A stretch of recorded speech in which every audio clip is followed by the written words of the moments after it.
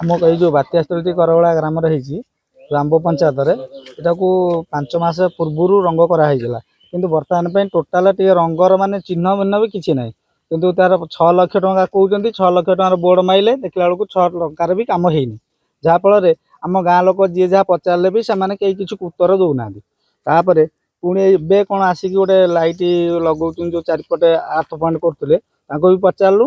ସେଇଦିନ ପଚାରିଲା ପରେ ସେଦିନ ରାତିରେ ବି ବୋର୍ଡଟି ତିଆରି କରିଥିଲେ, ସେ ବୋର୍ଡଟା ବି ଭାଙ୍ଗି ଦେଇକି ପଳେଇଛନ୍ତି।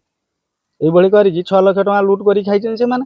ଆମେ କମ୍ପ୍ଲେନ୍ ଦେଲା ପରେ ବି ତଥାପି ପର୍ଯ୍ୟନ୍ତ କିଛି ଶୁଣୁନାହାନ୍ତି କି ଦେଖିତେ ବି ଆସୁନାହାନ୍ତି ଯେ କ'ଣ ପ୍ରକୃତ ରଙ୍ଗ ହେଇଛି କି ନା ହେଇନାହିଁ, କି ପଇସା 6 ଲକ୍ଷ ଟଙ୍କା କୁଆଡ଼େ ଗଲା କହିପତ ବି କେହି ଆମକୁ ଦେଉନାହାନ୍ତି।